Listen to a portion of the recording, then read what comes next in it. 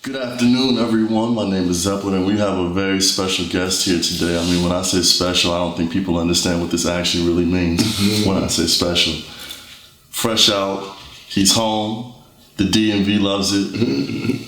Fat Trel, everyone. What's up, man? What's up? How you, bro? Thank you for being here, man. Nah, thank you for having me. It's a pleasure. Absolutely. I mean, I think that the first thing everybody just wants to know is how's your spirits doing, man? How you feeling? Wonderful, man. Like, my spirits is through the roof. I really don't show it as much, but I'm very, very extremely happy. Like, I've been locked in a box for 3 years, so I'm extremely happy. Man. Mm-hmm. When did you know you were coming home? I didn't. None of my niggas, we didn't know. I didn't, bro. I didn't even know. I ain't know till the lady was like, yeah, so I'm gonna release you and yeah, call this person, call that person. I'm like, what? I look back at Squirty like, oh shit, I'm about to get out. Like, I ain't even know. So when do you find this out? Like the day of? Yeah, Friday. I just found out Friday. Yeah. So those emotions we see in that viral video when you first came out, like those are like real emotions. Yeah, just like, walk me through, like, what are you feeling in that moment when you finally like touched outside? The sun, the air, my girl, my niggas. It was just, it's a feeling you can't really put into words, you know what I'm saying? It's like when you bust your first nut, like, you know what I'm saying? It's like, how do you explain it? You know what I'm saying? It's just a feeling. Wow. Yeah. And what was the first thing you did when you got home? Okay. I attempted to make triplets. I went crazy. I went for a world record.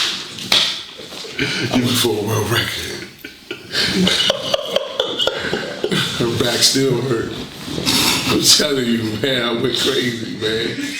I went crazy. As you should have. Give me the second thing you did after that. I took a shot. I took a shot of Hennessy Privilege. Yep.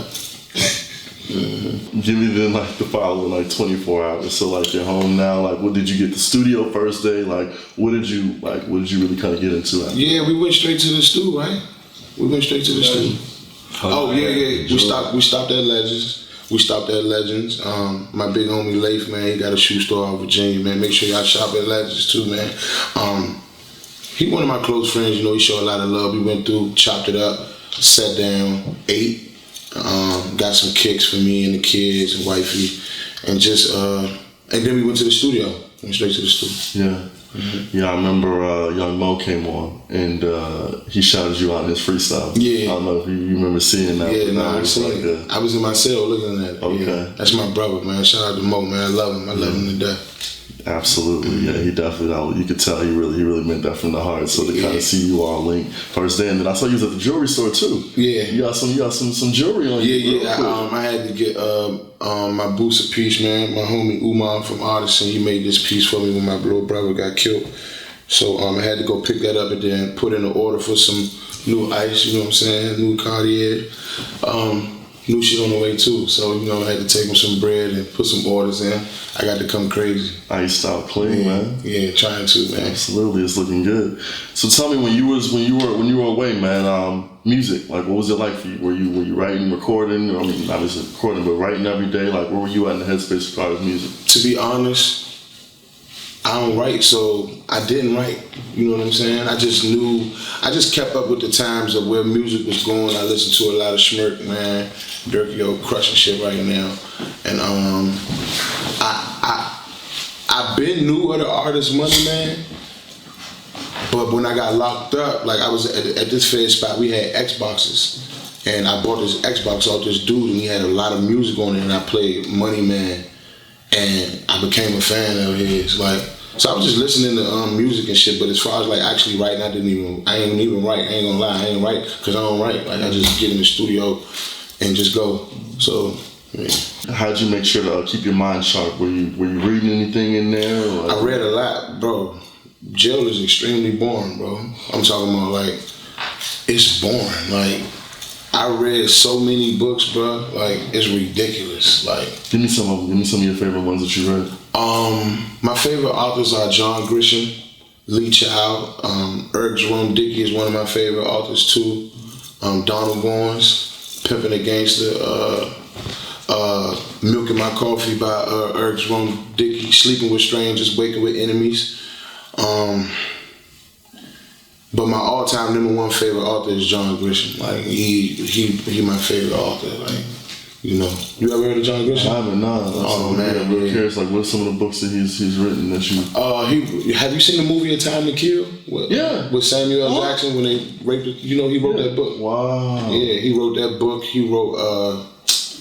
Damn, what's the name of that movie with Tom Cruise acted in it? Bro, like 6 of his books is movies. Okay. You wouldn't even know. Yeah. Like, but after when the movies go off and it say written by, it'll say John Grisham. So fiction, you were reading like a lot of fiction, like when you were. You know, I don't really like. Oh well, yeah. I guess some of the books that he writes is fiction. Yeah, but I thought you meant like I thought you was about to say like urban novels and shit like that. No. But I fuck with fiction though. I fuck with fiction. Yeah. John Grisham and Eric Jerome Dickey, like, they're my favorite authors. Wow. Yeah. How were you treated when you were inside? Because, you know, from the outside looking in, there's always this perception that the justice system doesn't do what it's supposed to do and kind of treats people inhumane. So for you, like, how did you feel like you were kind of treated by, you know, COs and the people in there? What was that experience like for you? I think when people say the justice system is fucked up. You know, the prosecutors and judges is crazy. But as far as being on the inside, when they say inhumane, I think they mean like the living conditions. You know what I'm saying? It's filthy, it's dirty, you got niggas throwing piss and shit on COs every day, all day. Medical sucks. The medication sucks. But as far as treatment from COs, it's weird. Like, I had COs who would purposely treat me like shit because they like, man, you fat Trel, I don't give a fuck who you is. You know, fuck you. Like, I don't care that you're a rapper, that you got money or none of that. I don't care about that. Then you had COs who were like, man, look, man, I fuck with you. Like, man, let me know what you need. Like, you know what I'm saying? Whatever I can do for you, I do it. So it was kind of, I had a balance. I had my fair share of the people who treated me like shit, and I had my fair share of the COs who let me have my way. The people who treat me like shit, I just stay out their way. When they work, I might not come out my cell. You know what I'm saying? And I just try to stay out their way because I break a lot of law anyway, so I really don't like to be in their face anyway, you feel me? Smoke and drink the whole bit. Oh, yeah? Absolutely. Absolutely. Smoke and drink the whole bit. Is that tough for you to kind of mentally carry, knowing that you got a group of people that are treating you a certain way because of what you've accomplished in your career? Nah, bro. Like, I'm from the trenches, man. I've been getting treated wrong my whole life. You know what I'm saying? By police, by niggas up the street, niggas down the street. You know what I'm saying? I've been shot, stabbed, jumped, pistol whipped, everything. So I always dealt with tough times. You know what I'm saying? Like, to be honest, when shit ain't tough, it feel weird to me. Like, you know what I'm saying? Like, sitting in a mansion, sitting on a flight, that feel weird to me because it's a feeling I gotta get used to by being who I am and doing what I do. But like, tough times is where I feel normal at. Like, in a room in the studio, man, if I'm in a room with 50 niggas and 20 of them got guns and there's drugs and weed everywhere, strippers everywhere, I like it, you know what I'm saying? Because that's what I am. That's what I represent. Yeah. But obviously then that comes with the other side of it, and you unfortunately get in tough situations that you don't want to be in, right? So now, how are you balancing the fact that this elevated lifestyle might not be comfortable to you, but you damn sure don't want to go back to another 3? Nah, you most definitely right. I definitely don't want to go back to jail, man. No more prison, no more guns for me. You know what I'm saying? Fat Trel does not tote any more guns. So, yeah, it is what it is, though, man. You know, I just got to be smart and move different now. You know, we got security now and all type of shit. You know, all my homies who ain't felons got registered firearms. So it's just moving different and being smarter. It's about taking care of the kids and the family, for real. Yeah. I'm glad you said that legal registered firearms. We did an interview with Trel Black a couple months ago. We were talking about that, just like the idea if you can get a legal gun, because it's fine to have a gun. Right. It's an amendment. It's not even illegal to possess a firearm. It's illegal to possess a firearm if it's not registered. So, right. You know what I'm saying? Like, my first gun charge ever was in Virginia. I was at the studio. And when I went to court, I'm thinking like, damn. Well, you know, when you get your first charge, you don't know what's gonna happen. You hear all these stories and shit. So I'm like, damn, man, I just got locked up for a gun.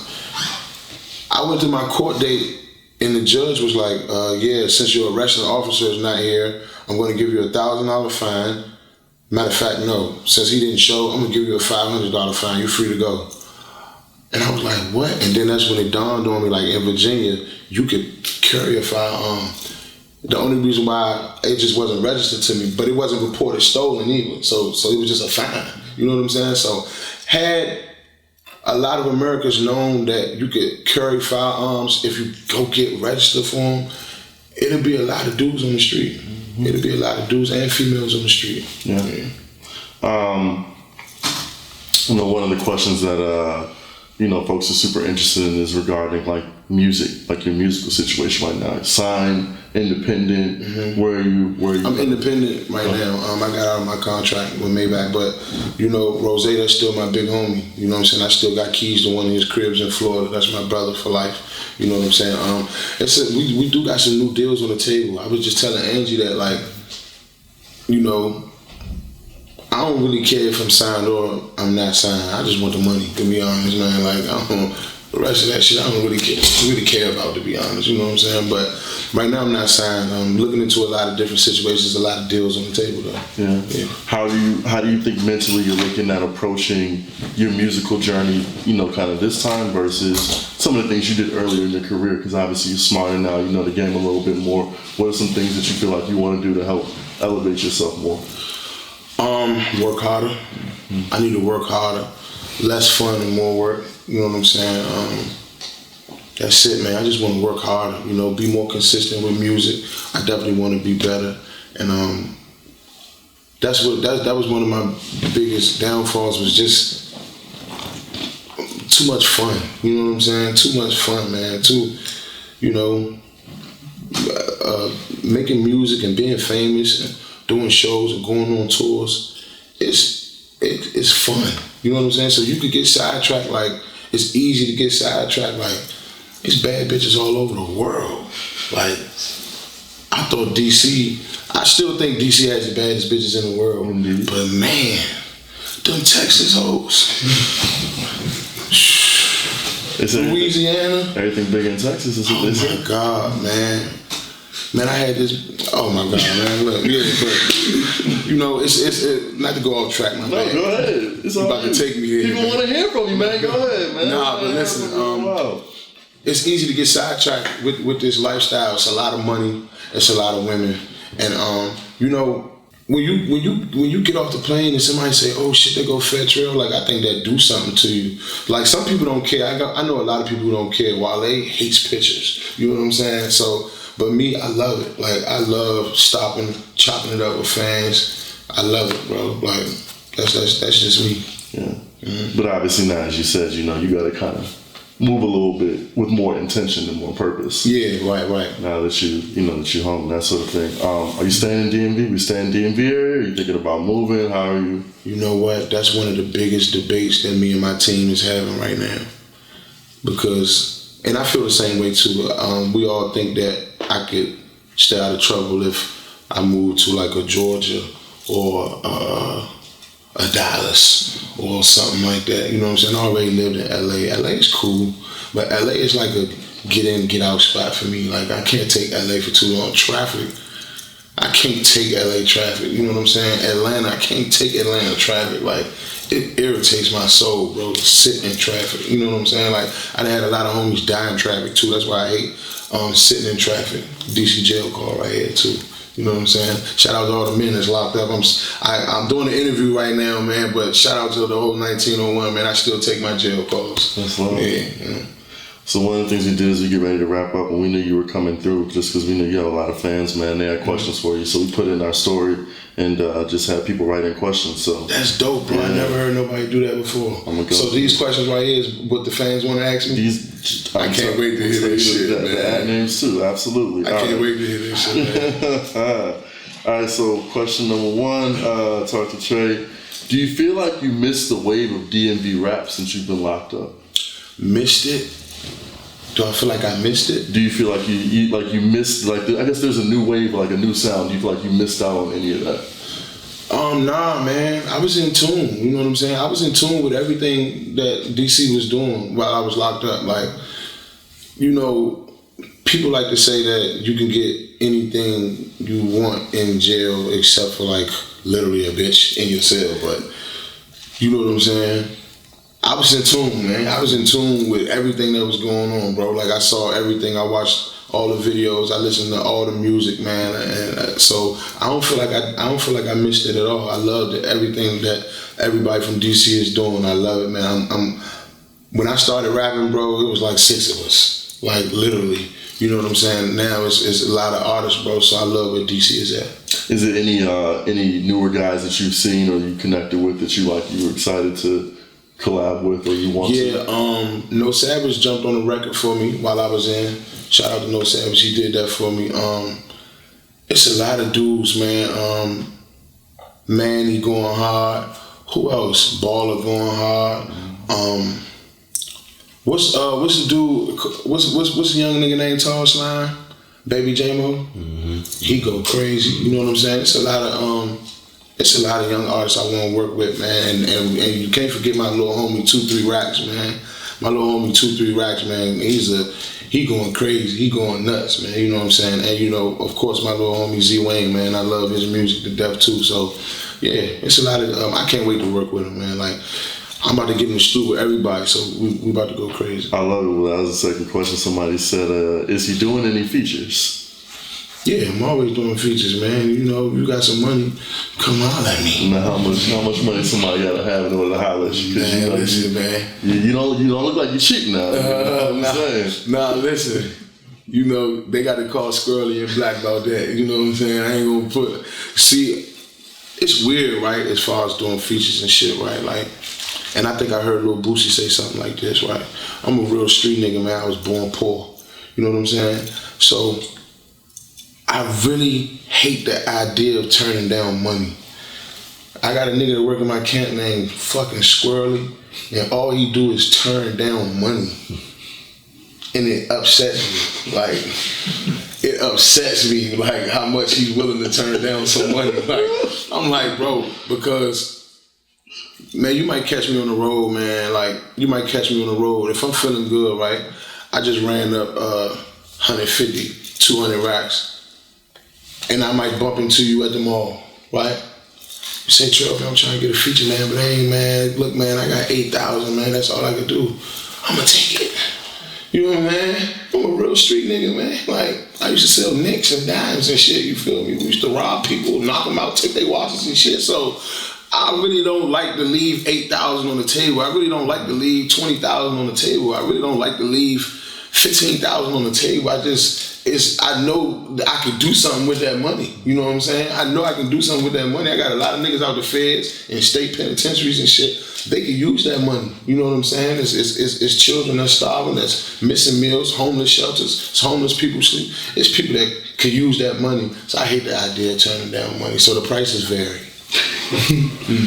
Prices vary, y'all. B-Man 171 said, "Are you still signed to MMG? And when was the last time you talked to Ross?" So obviously you answered the first one. You know you're signed, but that's still family. When was the last time you and Rose talked? I just talked to Ross the other day. But me and Ross was in tune.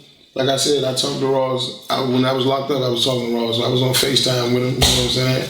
Chopping it up with him. That's the Brody, man. I love Ross, man. He gave me my first check. I'll always forever be indebted to Ross. Whenever he called me, whatever he need, it's done. That's the big homie. I love it. When you were inside, was there any sort of like wisdom or game that he dropped on you that kind of... Man, you know, man, to be honest, like a lot of people see like the business Ross, or you might see him in artist mode, and then on Instagram he talk about the business a lot, and you know he preach wealth and all that. But Ross is a really funny nigga, man. Like he play a lot, like, you know what I'm saying. He smoke weed all day, so he's always high. Like, so he play a lot, man. So we really had no deep conversations. Like, man, look, man, come on, this time it's, boy, what you doing up in there? What you eating? What them CO hoes look like? Where she at? Tell her to put her foot on the slide. Shit like that, you know what I'm saying? That's just how he is. So shout out to Rose, man. I love it. Somebody said, you chasing a Grammy this time? Man, you know what, man? One time in a song I said, I just want my money on, man. You can keep the Grammys. And that's the truth. You know what I'm saying? A Grammy is a nice award to achieve as an artist. If I ever get a Grammy, that would be super duper dope. But really, man, I just want the money, man. For real, man. And that I ain't gonna lie, that Grammy shit, something ain't right about that. Like, something ain't right about that Grammy shit, bro. Like, I watched the last Grammys, bro. Something ain't right about that shit. Like, dude, who choose that? Who choose who win Grammys, bro? It's an election board. It's a group of people. Who is the election board? Why do they have the right to choose who can get that Grammy, bro? I thought the streets need to give the Grammys away. The streets need to get the Grammys away. Well, you know what? Technically, you can sign up in order to be somebody who votes. I would never vote for nothing, first of all. But what I'm saying is, who picked who win the Grammys? I'm saying it's the people. Like, you could just sign up. No, I'm not literally asking you who are they. I'm asking you who are they to make that decision. Like, who is you? Like, what?